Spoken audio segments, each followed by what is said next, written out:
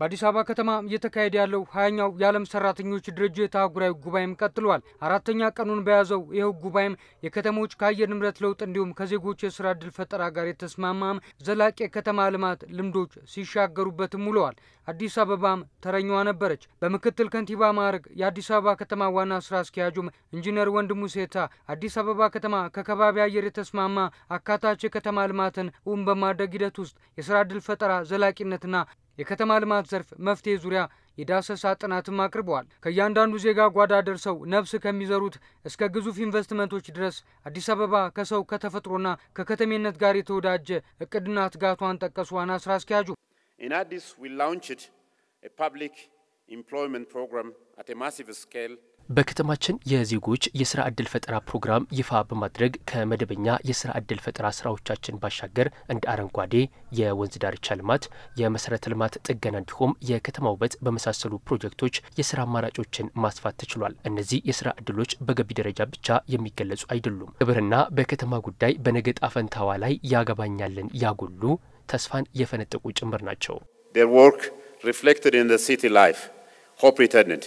የትላንት መልካምን ጠብቀው ለነገ የተመቸች አዲስ አበባን የሚያሻግሩ አሁናዊ ልማቶች ማህበራዊ ስብራትን የሚጠግኑ የዘመነ አገልግሎትን የሚመግቡ ይሏቸዋል ኢንጂነር ወንድሙ። We are creating public green spaces or neglected river banks. አዳዲስ አረንጓዴና የተዋቡ የህዝብ መዝናኛ ስፍራዎችን ገንብተናል። ለዘመናት የተዘነጉ የወንዝ ዳርቻዎችን ህይወት እንዲዘሩ እያደረግንም ቀጥለናል። ልማቶቹ በሀገር በቀል ዕውቀት በራስ አቅምና ሐሳብ የሚለሙ ናቸው። መንገዶች፣ የመንገድ አካፋዎችና የመፋሰሻ ግንባታዎችም ለዜጎች አማራጭ ዕድልን ያዘሉ ናቸው። የአዲስ አበባ አሁናዊ ልማቶች ማህበራዊ ስብራትን የሚጠግኑ የዘመን አገልግሎትን የሚመግቡም ጭምር ናቸው። ከ50 ሀገራት የተውጣጡ ሚኒስትሮች፣ የከተማ አመራሮች፣ የከተማ ልማት ፖሊሲ አውጪዎች፣ አሰሪና ሰራተኛ ማህበራት ተወካዮች የአዲስ አበባ ከተፈጥሮ ከዜጎች ህልውና ጋር የተወዳጀ የተባለ የከተማ ልማት ጥረትን ከዋና ስራ አስኪያጁ ማብራሪያ ቀድመው በአካል ተመልክተዋል። እናም እንዲመሰከሩ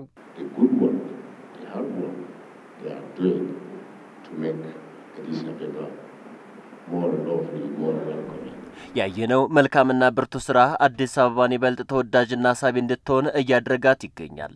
ወጣቶች ደስ በሚል ትጋትና ተነሳሽነት ሲሰሩ አይተናል። ብዙዎቹ የልማት ስራዎቹ ደግሞ በወጣቶቹ የራስ ዕውቀትና ልምድ የሚከናወኑ መሆናቸው እንደዚሁም ሴቶችም ቢሆኑ ከወንዶቹ እኩል በከተማዋ ልማት ላይ አሻራቸውን እያኖሩ ማየቴ አስደንቆኛል። The coexistence of nature with humans የተፈጥሮ ጸጋና የሰው ልጅ ያላቸውን ተመጋግቦት በአዲስ አበባ ከተማ አይቻለሁ። ሁሉም ልማቶች፣ አዳዲስ ፈጠራዎች የተፈጥሮ ሀብትን የሚረብሹ ሆነው አላገኘኋቸውም።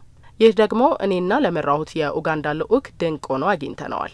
እንደ አዲስ አበባ ባሉ ግዙፍና ከፍተኛ ህዝብ ቁጥር ባለባቸው ከተሞች ውስጥ እንደ ጉለሌ የእጽዋት ማዕከልና እንጦጦ የመሰሉ ጥብቅ ብዝሃ ህይወት እንዲሁም የህዝብ መዝናኛ አማራጭ ማግኘት አዳጋች ነው። natural species አዲስ አበባ ከተማን በረሃማና ምቹ ስነ ምህዳር የሌላት ከተማ አድርጌ ነበር ማስባት። እዚህ መጥቼ ባየሁት ነገር አሁንም ድረስ ተገርሜ ያልጨረስኩም። ይህ ሁላ የደንና አረንጓዴ ስፍራ ይኖራታል ብዬ አስቤም አላውቅም። በአብዛኞቹ የመንገድ ዳርቻዎች የተገነቡት የህዝብ ማረፊያና መዝናኛ ስፍራዎችም ከዲዛይን እስከ ግንባታ ጥራት ድረስ ድንቅ ናቸው። አዲስ አበባ የአፍሪካውያን የጋራ ቤት የአብሮነት መሰባሰቢያ ታዛ ከመሆን ከታሪክ የተመዘዘ መገለጫዋ ባሻገር ልታሻግራቸው ምሳሌ ልትሆንባቸው የሚችሉ አሁናዊ የልማት ጸጋዎች ይኖር ይሆን? አፍሪካውያን ምላሽ አላቸው። We also learned a lot of lessons. ከአዲስ አበባ በርካታ ልምዶችንና ተሞክሮን ቀስመናል።